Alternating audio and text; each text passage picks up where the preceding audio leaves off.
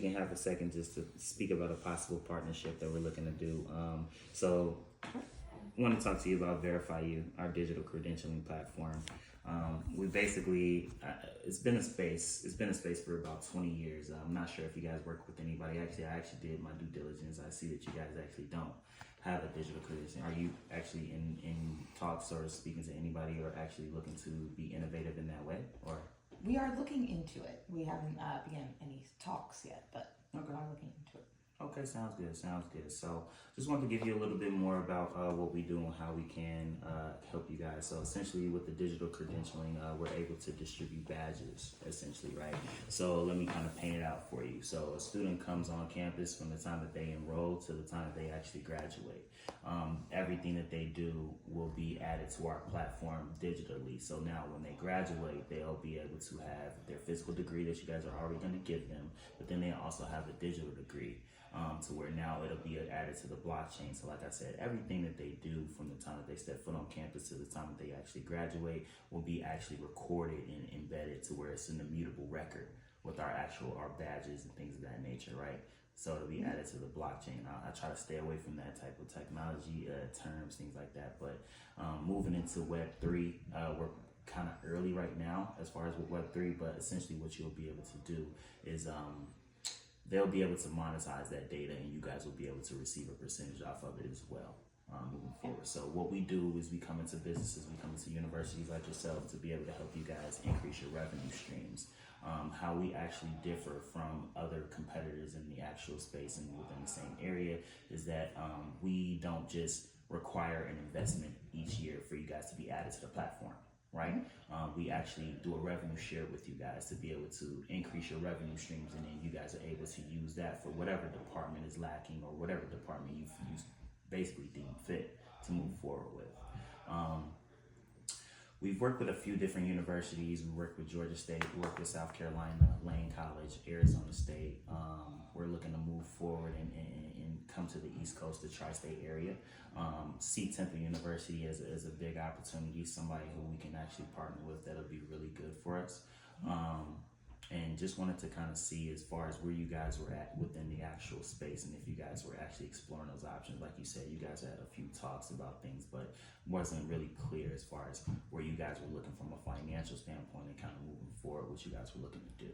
Yeah, well, I guess when it comes to this, with that technology, now is it just the degree or is it, say, like a full transcript that a student is able to access? For sure, it's a full transcript. So everything, like I said, from the time they step foot on campus to the time they leave, everything that they do. So from volunteer work, from if they do self-assessments, if they do whatever it might be, anything that they do is recorded and added to their actual digital coin.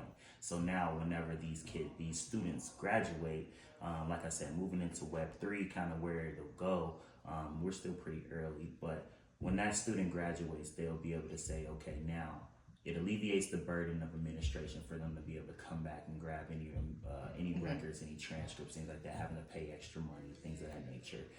But then also, like I said, moving into Web3, whenever they go to apply for Microsoft, go apply for Google, Apple, whatever it might be, now their token that they have, these companies will purchase that token because it's all verified, right? It's all a part of the actual blockchain, and we're partnered with Clear, Clear from the airport, right?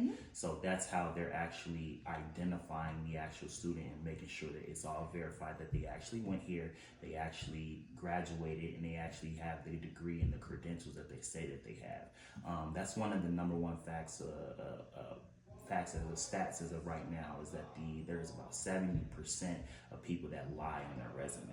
So that's where we're coming in to be able to alleviate that burden and move forward with things to make sure it's a verifiable source and making sure that companies know exactly what type of talent that they're getting from these universities. Yeah. Right. So let me kind of go into the model that we actually have right now. Like I said, we don't just require an investment each year. We like to partner with the university and do a revenue share split. So what we've done with previous universities is we will basically add an additional $25 to $50 per student per semester that they actually pay, so on their tuition. So essentially, a student's paying $3,000, $4,000 a semester. So what does an extra $50 look like, right? And just to kind of give you a use case of what we were able to do and what we're able to do moving forward and the type of revenue we're able to generate. So essentially for Georgia State, that's the deal that we're working as of right now, and we're going ahead and getting them set up, everybody on the platform. Georgia State has 50,000 students, right? A little bit north of 50,000. So essentially, if you add that additional revenue and we do a 50-50 split, the additional revenue, 50,000 students, and let's say we do $60, an additional $60 per semester, that's $120 per year. Additionally, that the student will pay $60. We do a 50-50 revenue share, $60. That's an additional $3 million that the actual university will be receiving and being able to put towards whatever it is that they're looking to need it for. So it can go towards your sports programs, it can go towards X, Y, and Z. It just depends on whatever you deem fit for it, right? But like I said, that's where we like to differentiate ourselves from everybody else within the space. We don't just want to require an investment each year. We like to do a revenue sharing model, a revenue split, and then kind of go from there. I know that we've done a few things with a few private universities, private institutions. They have a few less hurdles to kind of get over from the state schools. But I think that from the standpoint of you guys, as far as with Temple, I know, are you guys private or are you guys? We are public. You guys are public. Yes. Okay, cool. So a hurdle, that's one of the hurdles that we kind of get presented with public universities, is being able to add certain fees to tuition, things like that. But a way to be able to get around that is we basically say we just have to market it the right way. We're a third-party company that we're looking to partner with the team, with Temple University, and then being able to say it's an opt-in policy, to where it's an upsell option essentially. So it's a company that you guys are partnering with, that you guys are looking to move forward with in X, Y, and Z. But now it's about the marketing behind it. How can you present it and educate your students on how important it'll be for them to actually have this verifiable source, and then move forward into Web3 whenever we get there, right? Yeah. And when you mention, the web and everything like that, how do you guys specifically address any just like data privacy and compliancy concerns that some might have around this? So as far as data and data privacy, so everything, we're hands off of data, right? So, and everything, like I said, is through the blockchain. It's all secured through the blockchain, to where now it's an immutable record. Like I said, once the students step foot on campus, everything that they do to the time they leave, it becomes an immutable record. It's all through the blockchain. It's all stored to their actual ID, their actual address. Not IP address, but it'll just be their address, blockchain address, right? Yes. So that's the data security standpoint. And then also we have our information data exchange, right? Our IDE. So that's the actual platform that it'll be listed on, essentially, to where now that's the security of the data. And then that's how they actually are going to be able to monetize it moving forward, to where it makes it tradable to the different companies and sellable to the different companies. Great. And then just lastly, could you identify just one major competitor for VerifyU and explain how you would set yourself apart, and just the differences between, say, a competitor and VerifyU?